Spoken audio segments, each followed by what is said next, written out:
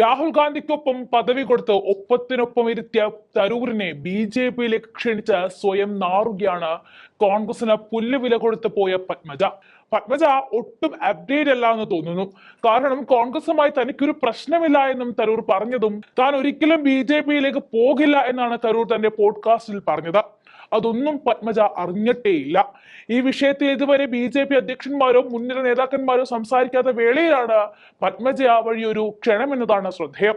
തരൂർ ജിക്ക് BJP-യിലേക്ക് സ്വാഗതമെന്നാണ് പത്മജയുടെ വാക്കുകൾ.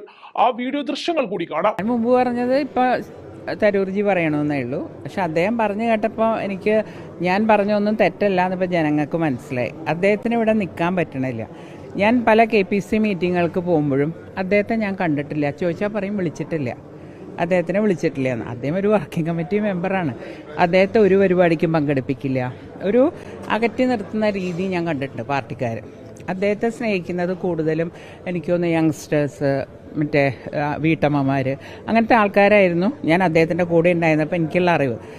പക്ഷെ കോൺഗ്രസ്സുകാരെന്തോരം അയിത്തന്മാരി മാറ്റി നിർത്തുമായിരുന്നു, അപമാനിക്കും കോൺഗ്രസ്. അതാണ് ഞാൻ ഒരിക്കലും ഒരു സ്ഥാനമാനം ഒന്നും ഞാൻ മോഹിച്ചിട്ടില്ല. എനിക്ക് മനസ്സമാധാനമായിട്ട് ജീവിക്കാൻ വേണ്ടിയിട്ടാണ് ഞാൻ ആ പാർട്ടിയിൽ നിന്ന് പോകുന്നത്. അതെനിക്കുണ്ട് ഇപ്പോൾ സത്യം പറഞ്ഞാൽ. മറ്റേതിട്ട് അപമാനിച്ച് എന്താ പറയേണ്ടത്, ഞാൻ പല ദിവസങ്ങളിലും ഞാൻ കരഞ്ഞിട്ടുണ്ട് വീട്ടിൽ വന്നിട്ട്. ആ രീതിയിലുള്ള അപമാനം.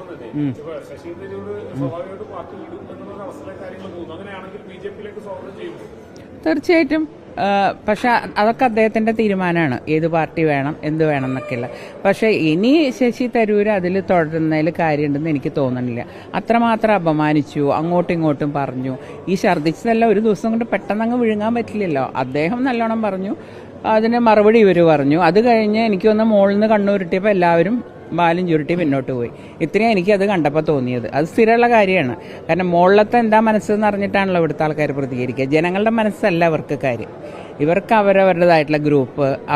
ഇപ്പോൾ മുഖ്യമന്ത്രിമാരെത്രയാണ് ഇതിൽ ആരെ മുഖ്യമന്ത്രിയാക്കുന്നത്? അതിന് ഈ പറഞ്ഞ മാതിരി എല്ലാവരും ഒരുമിച്ച് മുഖ്യമന്ത്രി ആക്കേണ്ടി വരും, ഇല്ലെങ്കിൽ മറ്റാൾ പാലം വലിക്കും. അതുകൊണ്ട് UDF-ന്റെ ഉണ്ടായിരുന്ന പ്രതീക്ഷയും കൂടി എനിക്ക് തോന്നണം ഇത് കേട്ടപ്പോൾ പോയി എന്നാണ് എനിക്ക് തോന്നുന്നത്.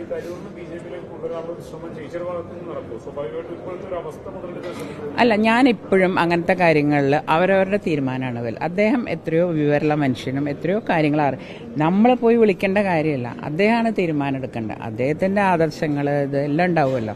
അപ്പം അത് നമ്മൾ പറയുന്നത് ഇപ്പോഴും ഈ മിനിറ്റിലും ഞാൻ പറയണം അദ്ദേഹത്തിന് സ്വാഗതം. കാരണം ഒരേ വേവ് ലെങ്ത്. കാരണം ഞാനൊക്കെ അങ്ങനെ വിഷമിച്ച ഇതെന്ന് പോകുന്ന ഒരാളാണ്.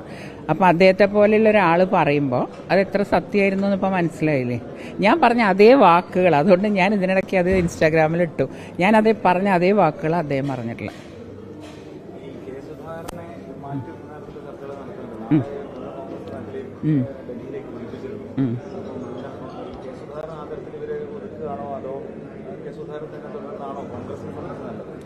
എല്ലാവരും പോയി ഡൽഹി കണ്ടുവരുന്നല്ലാണ്ട് ഒന്നും സംഭവിക്കുന്ന എനിക്ക് തോന്നുന്നില്ല. ഇത്ര കാലമായിട്ട് ഒന്നും നടക്കാത്തൊരു കാര്യം. ഞാൻ ഈ പുനഃസംഘടന എന്ന് കേട്ടു തുടങ്ങിയിട്ട് 3-4 കൊല്ലമായി. ഇന്ന് വരെ ഒരു DCC സെക്രട്ടറിനെ പോലും മാറ്റിയിട്ടില്ല.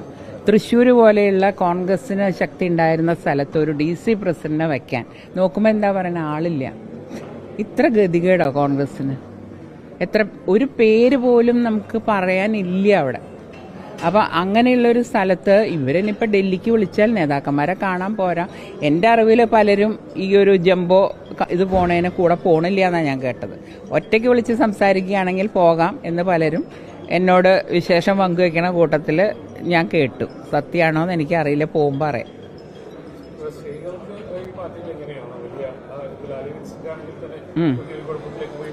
അതെ അതെ അതെ അതെ.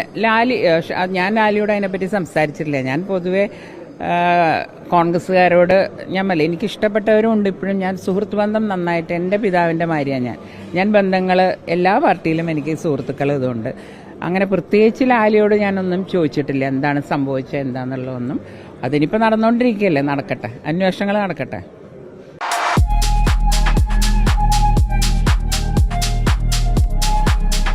വാഗൺ സ്പൈസസ്, വാഗമണിലെ എല്ലാ ഒറിജിനൽ പ്രോഡക്ട്സും തിരുവനന്തപുരത്ത് ഒരു കുടക്കീഴിൽ ജ്യോതിപുരം ഫുഡ് സേഫ്റ്റി ഓഫീസിന്റെ മുൻവശത്ത് പ്രവർത്തനം ആരംഭിച്ചിരിക്കുന്നു.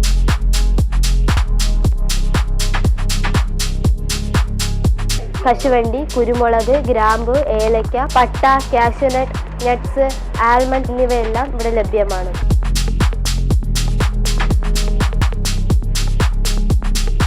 ബന്ധപ്പെടേണ്ട നമ്പർ 7994007599 അല്ലെങ്കിൽ 9656417599.